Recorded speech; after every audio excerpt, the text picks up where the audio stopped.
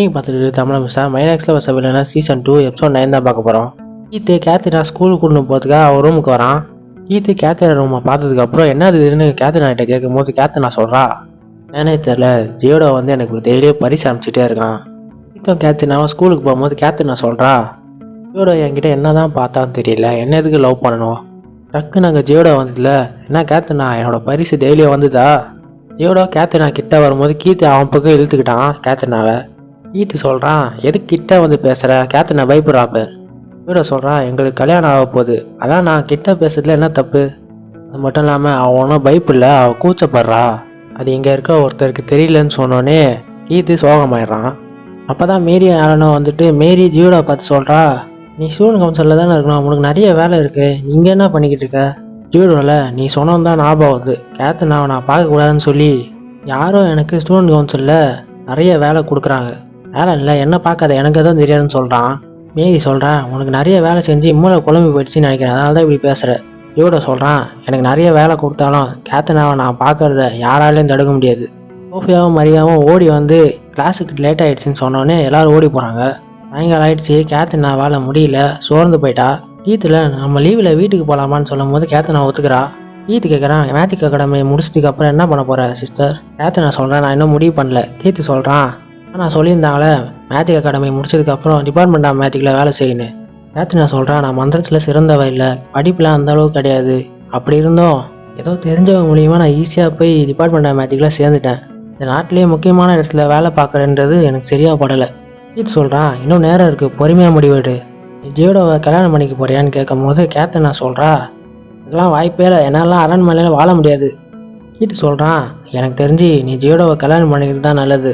கேத்தினால நீ என்னமோ சொன்னிய, கீத்தில் ஒன்றும் இல்லைன்னு சொல்லி மழுப்பிடுறான்.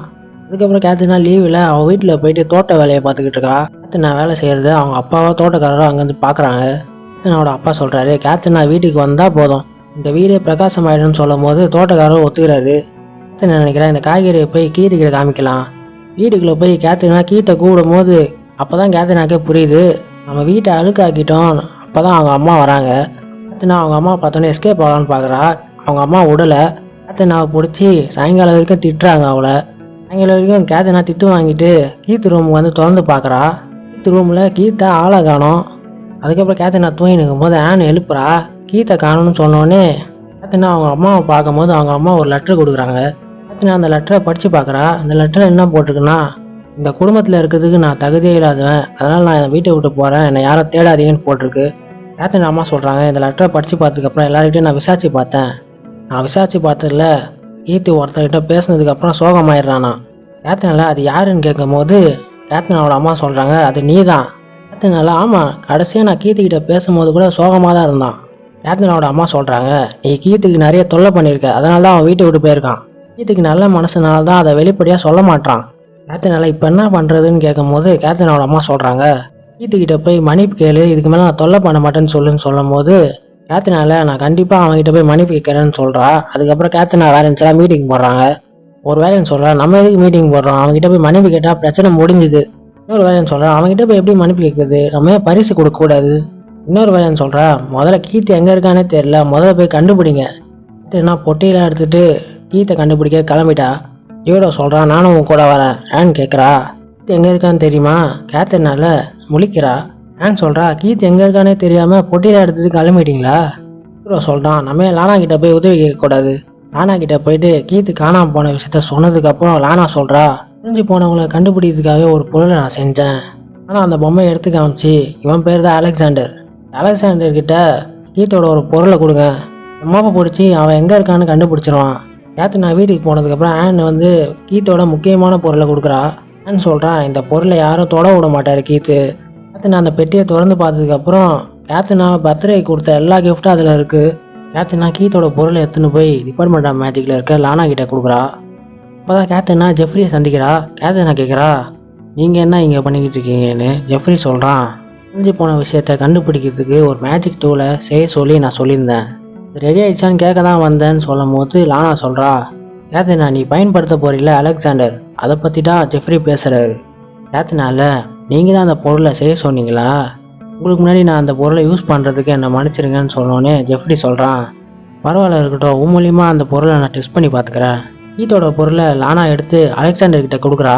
அலெக்சாண்டர் கீத்தோட பொருளை மோப்ப பிடிச்சி கீத் எங்கே இருக்கான்னு கண்டுபிடிச்சிச்சு. அதுக்கப்புறம் கேத்தனாவும் ஜியோடோவும் குதிரை வண்டியில் கிளம்புறாங்க. அவங்க கூட மரியாவும் லானாவும் வராங்க. குதிரையை ஓட்டுறது வேற யாரும் இல்லை, சோரா தான். 5 பேர் அலெக்சாண்டர் சொன்ன இடத்துல போயிட்டு இதை கண்டுபிடிக்கலான்னு சொல்லி கீத்தோட ஃபோட்டோ வச்சு எல்லார்கிட்ட கேட்டுட்டு இருக்காங்க. கேத்தனாவுக்கு பசிக்க ஆரம்பிச்சிச்சு. கேத்தனாவும் லானாவும் ஒரு இடத்துல போய் சாப்பிட்றாங்க. லானா கேத்தனா கிட்ட சொல்கிறா, உன் கூட இருக்கிறது எனக்கு ஜாலியாக இருக்குது. அதனால தான் உன் ஃப்ரெண்ட்ஸுக்கு உன் கூட இருக்கிறதுக்கு ரொம்ப பிடிச்சிருக்கு போல. உன்னோட ஃப்ரெண்ட்ஸு உன்னை தான் மேஜிக்காக நடிக்கிறாங்கன்னு சொல்லும் போது லானாக்கு அப்போ தான் ஞாபகம் வருது. லானா சொல்கிறா, என்னோட சின்ன வயசு கதையை நான் உனக்கு சொல்லவா? லானா அவள் சின்ன வயசில் எல்லாத்துலேயும் திறமைசாலியாக இருக்கிறதுனால அவள் எல்லா வேலையும் சீக்கிரமாக முடிச்சிருவா. அதனாலேயே போர் அடிக்க ஆரம்பிச்சிச்சு. வாழ்க்கையே அவளுக்கு பிடிக்காம போயிடுச்சு. ஆர்வமே இல்லாமல் உட்காந்து இருக்கும் போது தான் ஒரு நாள் அவள் ஃப்ரெண்டு லானாக்கு பரிசு கொடுத்தா. பரிசு என்னன்னா மேஜிக் புத்தகத்தோட ஒரு கலெக்ஷனே கொடுத்தா. லானா அந்த மேஜிக் புத்தகத்தோட கலெக்ஷனை ஃபுல்லாக படிச்சதுக்கப்புறம் அவள் மேஜிக்கு பிடிக்க ஆரம்பிச்சிச்சு. அதுக்கப்புறம் அவள் உலகமே மேஜிக் ஆகிடுச்சு. இதை அவள் கேத்தனா கிட்ட சொல்கிறா. லானா சொல்கிறா, என்னோட கதையை கேட்குற 2வது ஆள் நீ தான். முதல்ல என் ஃபியூச்சர் ஹஸ்பண்டுக்கு தான் தெரியும். கேத்தனா சொல்கிறா, ஜியோடோவும் இதே தான் சொன்னான். சின்ன வயசில் அவங்கள மாதிரி தான் இருந்தானா, வாழ்க்கையே பிடிக்காம. லானா சொல்கிறா, இப்போ அவனுக்கு பிடிக்க ஆரம்பிச்சிருக்குமே ஒருத்தராருன்னு சொல்லும் போது கேத்தனா முழிக்கிறா. இந்த ஜென்மத்துக்கு கேத்தனாவுக்கு புரியாதுப்பான்னு சொல்லி லானா குழம்புறா. ஜியோடோ மரியா சோராலாம் சொல்கிறாங்க கீத் எங்கே தேடியோ கிடைக்கலன்னு. இந்த சீனில் கீத்தை காமிக்கிறாங்க. கீத்தை ஒரு இடத்துல அழைச்சி வச்சுருக்காங்க.